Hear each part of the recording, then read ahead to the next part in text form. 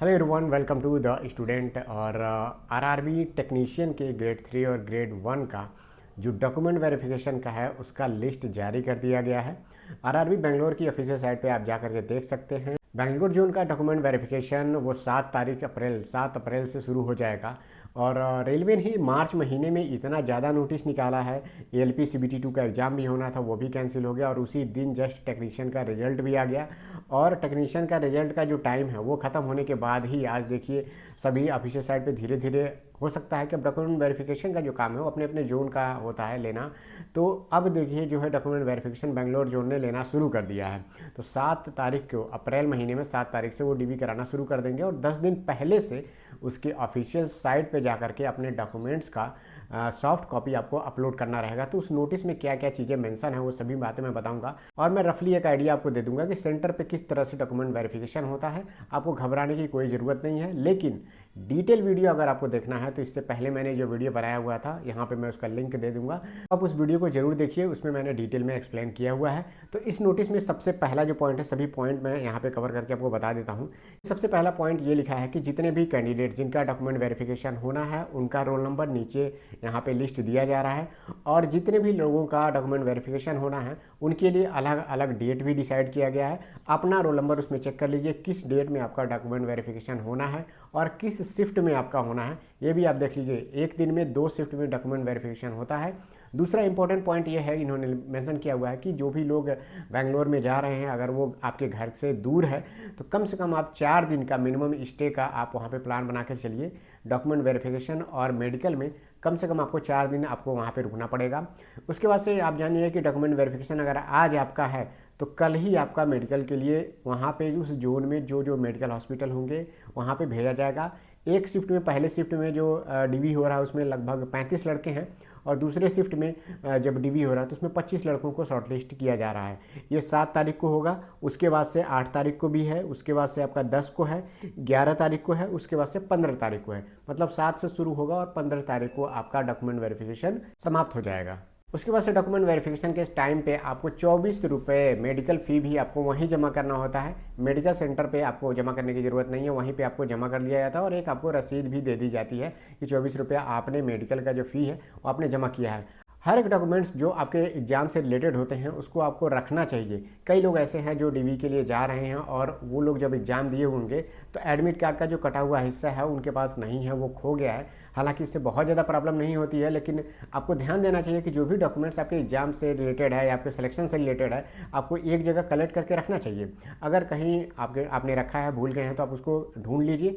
और जो भी डॉक्यूमेंट्स बनवाने हैं, मैंने पिछले वीडियो में बताया हुआ है, वो सारे डॉक्यूमेंट्स आप कलेक्ट करके रख लीजिए, क्योंकि उसकी 2 कॉपी इन्होंने कहा है रखने के लिए, 2 कॉपी वहाँ पे जमा होगी। लेकिन मैं कहूँगा कि 2 नहीं, आप 4 कॉपी मिनिमम बना के चलिए। पिछली बार तो 4 कॉपी मांगा गया था, लेकिन इस बार आपको रेलवे के ऑफिशियल साइट पे यहाँ पे बेंगलुरु ने 2 कॉपी के लिए कहा हुआ है नोटिस में।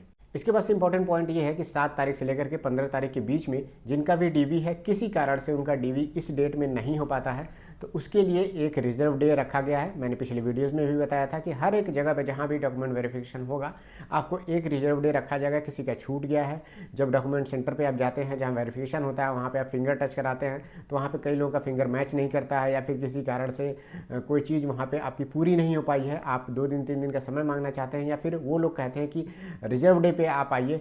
तो इस तरह से सभी जो जोन है वो एक दिन रिजर्व डे रहती है। तो बेंगलुरु जोन का जो रिजर्व डे है वो 29 अप्रैल को है। 29 अप्रैल को जिनका भी छूट गया है डीवी, तो वो लोग 29 तारीख को कराएंगे डीवी। उसके बाद से 30 तारीख को उनका मेडिकल के लिए भेज दिया जाएगा।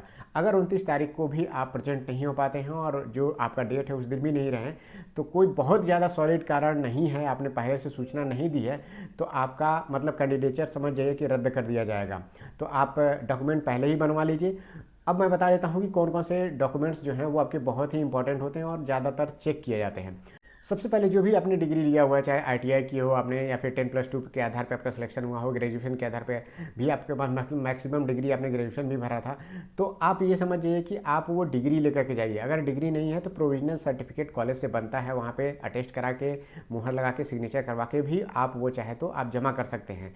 उसके बाद से मैं कहूँगा कि जो भी आपने डिग्री ली है उसका रिजल्ट आपके एग्ज़ाम जब नोटिफिकेशन निकला था उसके लास्ट डे से पहले का होना चाहिए, मतलब रिजल्ट आपका पहले ही अनाउंस हो जाना चाहिए। डिग्री भले ही आप बाद में निकलवाइए कॉलेज से, लेकिन आपका रिजल्ट पहले ही घोषित हो जाना चाहिए कि आपने ये डिग्री पूरी की है, मतलब इस एग्ज़ाम में आप पास हैं, ये आपको ध्यान देना है। उसके बाद से आप जो भी सर्टिफिकेट बनवा रहे हैं, ओबीसी का सर्टिफिकेट है, SC ST का सर्टिफिकेट है, अगर आपके पास सेंट्रल लेवल का नहीं है तो वो मान्य नहीं होगा, चाहे वो रेलवे के फॉर्मेट में हो, चाहे आपके जिला पे जिस फॉर्मेट में सेंट्रल लेवल का बनता होगा वो फॉर्मेट भी आपका चलेगा। उसमें ऑनलाइन जो नंबर होता है, जो ऑनलाइन वो चढ़ा होना चाहिए, क्योंकि बाद में वो सारी चीज़ें चेक होती हैं, तो वहाँ पे आपका कोई गलती ना हो।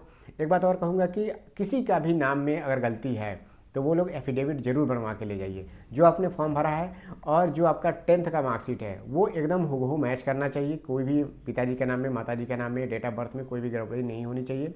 एक बात और कहूँगा कि पिताजी के या माताजी के आधार कार्ड में कोई भी नाम है वो चलेगा, मतलब कहने का मतलब ये है कि अगर उसमें नाम में स्पेलिंग या कुछ भी गलती है तो वो कोई दिक्कत नहीं है, लेकिन आपके आधार कार्ड में जो फादर का नेम है वो ज़्यादातर कोशिश रखिएगा कि वो आपके 10th के मार्कशीट के आधार पे मैच होना चाहिए और वो उसमें स्पेलिंग में ज़्यादा अंतर ना हो। बाकी पिताजी का जो आधार कार्ड उसमें स्पेलिंग का अंतर आपके आधार कार्ड से अगर नहीं भी मैच कर रहा तो चल जाएगा, लेकिन आपके वाले जो डॉक्यूमेंट्स हैं वो सब एक दूसरे से मैच करने चाहिए।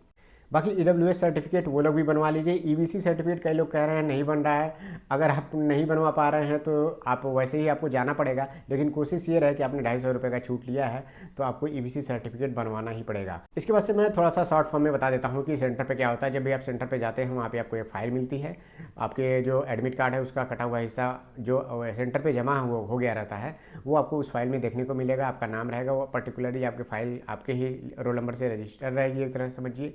उसी में आप जो भी डॉक्यूमेंट्स आप ले गए हैं उसकी 2 कॉपी बना करके स्टेपल करके उसमें रखना है। और जब भी आपका मतलब बुलाया जाएगा रोल नंबर के लिए तो वहाँ पे सबसे लास्ट में जो रेलवे के एम्प्लॉय होते हैं जो डॉक्यूमेंट्स आपका चेक कर रहे होते हैं वहाँ पे आपको जाना है। वहाँ पे कई जगह पे थंब इम्प्रेशन भी होता है। उससे पहले आपका TCS के लोग बैठे रहते हैं, वो आपका थंब इम्प्रेशन और इमेज फ़ोटो खींचते हैं वहाँ पर और उसको मैच कराते हैं। जब आप थंब इम्प्रेशन उसमें लगाते हैं लगभग 90% से ऊपर का आपका मैच करना चाहिए मिनिमम। तो ये समझ जाइए कि अगर उससे कम है तो आपको फिर से दोबारा 2 बार 3 बार करने को कहा जाता है, लेकिन फिर भी अगर आपका मैच नहीं करता है, आपके हाथ की जो स्किन है अगर निकली हुई है तो आपको रिजर्व डे में भी फिर भी बुलाया जा सकता है, लेकिन बिना वेरिफिकेशन के वो चीज़ आपको आगे मतलब प्रोसीजर के लिए नहीं भेजा जाएगा। एक बार वहाँ पे डॉक्यूमेंट्स चेक हो जाएगा, सारे चीज़ों को वो मैच कराते हैं। जो भी आपके एफिडेविट्स हैं आप पहले ही उन्हें बता दीजिए, दिखा दीजिए, कोई भी छुपाने की कोशिश मत करिएगा। जो भी मतलब ज़रूरी चीज़ें हैं, क्योंकि वहाँ पे आपको परेशान नहीं किया जाता, बहुत आसानी से डीबी हो जाता है। उसके बाद से फाइनल में एक बार और एक जो सीनियर ऑफिसर होते हैं वहाँ पे जाता है डॉक्यूमेंट्स, और वहाँ पे आप ही लेकर के जाते हैं और वहाँ पे रफली बस 1-2 डॉक्यूमेंट्स ऐसे ही चेक कर लिया जाता है। उसके बाद से आपको वहीं पर रुकने के लिए कहा जाता है और वहाँ पे आपका जो मेडिकल के लिए जो लेटर है वो बनता है और एक बंद लिफाफे में आपको वो लिफाफा दे दिया जाता है। लिफाफे पे ये ध्यान दीजिएगा कि वहाँ पे जो मुहर और साइन हो जाना चाहिए। कभी कभी क्या होता है कि मुहर साइन जल्दी जल्दी में छूट गया रहता है और आप मेडिकल सेंटर पर पहुँच जाते हैं तो वो चीज़ वैलिड नहीं मानी जाएगी, फिर से आपको उसी काम के लिए भेजा जाएगा, तो इसका आप ध्यान दीजिएगा।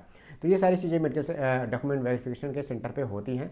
बाकी और भी कोई डाउट हो तो आप इस वीडियो के कमेंट सेक्शन में पूछ सकते हैं, या फिर पिछला वाला वीडियो आप जरूर देख लीजिएगा, उसमें थोड़ा और चीज़ों को मैंने एक्सप्लेन करके बताया हुआ है। अब मैं कल जैसे मेडिकल होता है मेडिकल सेंटर पे वो मैं डिटेल वीडियो बनाऊंगा, तो वो आपको बता दूंगा कि कैसे मेडिकल होता है, और उसमें आपको घबराने की ज़रूरत नहीं है। पूरा वीडियो आप कल का जरूर देखिएगा। तो मिलते हैं नेक्स्ट वीडियो में। जो लोग चैनल पर नए हैं चैनल को सब्सक्राइब कर लीजिए। Thank you, all the best.